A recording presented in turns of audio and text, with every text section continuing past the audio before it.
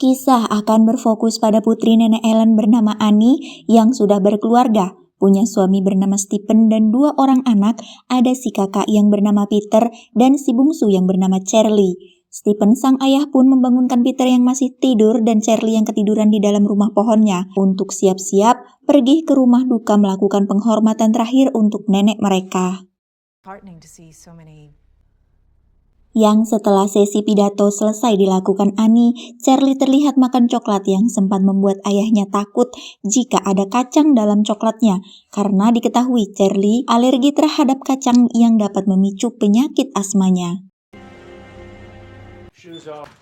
Mereka pun pulang dan langsung istirahat, di mana Annie sendiri memilih melakukan pekerjaannya sebagai seniman miniatur yang membuat benda-benda dalam skala kecil. Yang tak berapa lama, ia pun memutuskan untuk tidur juga, namun tak sengaja melihat barang peninggalan mendiang ibunya, yang salah satunya adalah buku spiritual yang berisi pesan aneh untuknya, yaitu, "Untuk putri tersayang dan tercintaku Annie, maaf atas segala hal yang tak bisa kukatakan padamu. Kumohon jangan benci Paino, dan cobalah jangan bersedih atas kematian emak. Kau akan melihat pada akhirnya semua sepadan. Pengorbanan kita akan mendapat ganjarannya. Salam cinta emak." Entah apa maksud dari pesan tersebut, Annie yang merasa janggal pun memilih untuk langsung tidur saja, yang ketika ia mematikan lampunya, tiba-tiba terlihat penampakan sosok mamanya yang membuat dia cepat-cepat pergi dari sana. Beralih ke anak-anaknya yaitu Peter dan Charlie, di mana Peter ini adalah sosok yang punya riwayat tukang melamun dan di waktu belajar justru sibuk chattingan dengan temannya mengenai pesta yang sebentar lagi akan diadakan, sehingga ia pun kena marah gurunya. Sama seperti kakaknya, Charlie pun mendadak tidak fokus belajar dan sibuk dengan mainannya, yang ketika jam istirahat tiba, ia tak sengaja menemukan bangkai burung mati dan memotong kepalanya dengan gunting yang sering dia bawa, di mana Charlie melihat sosok wanita asing yang memperhatikannya dari kejauhan, yang entah siapa wanita asing tersebut. Kembali ke rumah, Annie lagi-lagi mengalami fenomena mistis saat mendapati pintu kamar ibunya sudah terbuka, dan ketika bertanya kepada Stephen, ia mengaku tidak melakukannya. Karena tak tenang terus dihantui sosok ibunya, Annie pun memutuskan untuk ikut kelompok curhat karena yakin jika apa yang dialaminya ini hanyalah sebatas halusinasi. Di situ Annie bercerita tentang latar belakang keluarganya yang bermasalah, seperti ayahnya meninggal karena gangguan jiwa, kakak laki-lakinya meninggal akibat bundir pada usia 16 tahun, sehingga lengkap sudah penderitaan keturunan keluarga Annie, di mana ia berharap agar kejadian serupa tidak terulang ke keluarga kecilnya saat ini. Keesokan paginya ketika Charlie sedang main di kamar, ia melihat ada cahaya yang muncul hingga ia pun keluar untuk mencari sumber cahaya tersebut dan melihat ada neneknya sedang berada di lingkaran api seolah sedang melakukan ritual. Tak lama terlihat Peter sedang meminta izin kepada ibunya untuk pergi ke pesta nanti malam, yang karena khawatir putranya mabuk-mabukan dan terlibat pergaulan bebas, ia pun menyuruh Peter untuk mengajak serta Charlie supaya bisa pulang lebih cepat. Setibanya di pesta, Peter pun menghampiri gadis yang disukainya, sehingga ia pun mendekatinya dengan cara menawarinya ia tembakau haram untuk mereka nikmati bersama. Dan karena Charlie terus membuntutinya, Peter pun menyuruhnya untuk memakan kue yang disediakan di pesta, berharap hal itu dapat membuatnya anteng. Ternyata kue yang dimakan Charlie ada kacangnya. Yang kita tahu, Charlie alergi terhadap kacang yang dapat membuat tenggorokannya bengkak, sehingga ketika Charlie mengeluh kesulitan bernafas, Peter pun segera membawa adiknya pulang saat itu juga. Di perjalanan, Charlie pun nampak menderita karena saluran pernapasannya membengkak, sehingga alih-alih mencari udara dengan cara mengeluarkan kepalanya dari jendela mobil, Peter seketika membanting setir setelah melihat ada bangkai rusa di tengah jalan. Kepala Charlie pun putus setelah menghantam tiang listrik di pinggir jalan, dan celakalah untuk Peter menjadi penyebab hal ini terjadi. Karena shock dan bingung, Peter akhirnya pulang ke rumah tanpa memberitahu kedua orang tuanya. Keesokan paginya, Peter mendengar ibunya teriak dan menangis saat menemukan jasad Charlie tanpa kepala yang masih ada di dalam mobil, sehingga mereka pun segera menguburkannya tanpa mendesak Peter untuk menjelaskan kejadiannya. Sejak saat itu, hubungan antara Peter dengan ibunya menjadi renggang, bahkan tidak pernah tegur sapa sama sekali. Yang karena masih tidak percaya akan kepergian Charlie, Peter menjadi sosok yang semakin pelanga-pelongo, makin sering melamun, dan Annie sering tidur di rumah pohon tempat Charlie biasa bermain. Suatu malam ketika Annie baru selesai mengikuti kelompok curhat, ia tiba-tiba didatangi oleh seorang wanita bernama Joan yang mengutarakan kepeduliannya atas nasib Annie yang harus kehilangan ibu dan anak dalam waktu yang berdekatan, sehingga Joan pun memberi alamat rumahnya apabila Annie butuh teman curhat atau sebuah solusi untuk mengurangi kesedihannya. Setibanya di rumah, Annie tidak bisa tidur nyenyak, sehingga ia meminta izin Stephen untuk tidur di rumah pohon, pun sama dengan Peter yang setelah Charlie tiada, ia menjadi kesulitan tidur sekaligus parnoan dan tiba-tiba. Keesokan paginya, Annie yang tidak bisa fokus bekerja pun teringat dengan sosok Joan yang menawarinya teman curhat, sehingga ia memutuskan untuk mendatangi tempat tinggalnya berharap bisa meringankan kesedihannya. Setibanya di lokasi, Annie cukup terkejut dengan model keset yang dipakainya. Ternyata sama dengan keset yang sering dipakai Ellen ibunya gunakan. Yang ketika sudah berada di dalam, Annie pun mengeluarkan semua unek-unek kesedihannya dengan Joan yang nampak simpati kepada nasib malang yang Annie alami. Because it's coming up.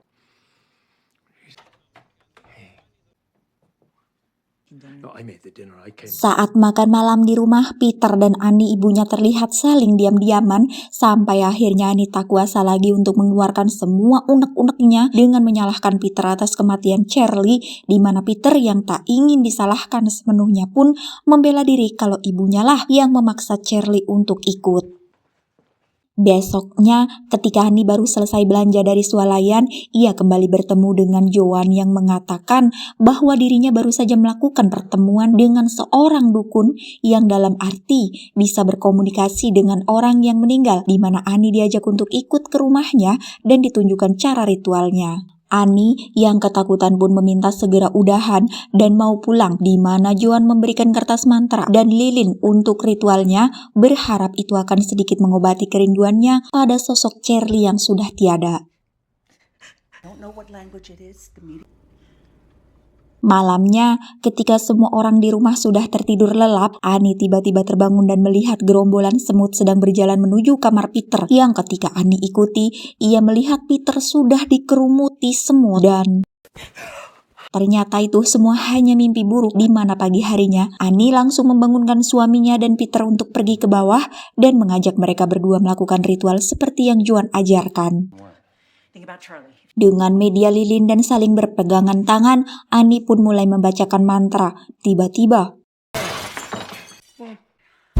Annie sempat kerasukan arwah Charlie yang membuat Peter ketakutan dan meminta ibunya untuk udahan, di mana suaminya yang tak sanggup pun menyiram istrinya dengan segelas air untuk menyadarkannya dari kerasukan.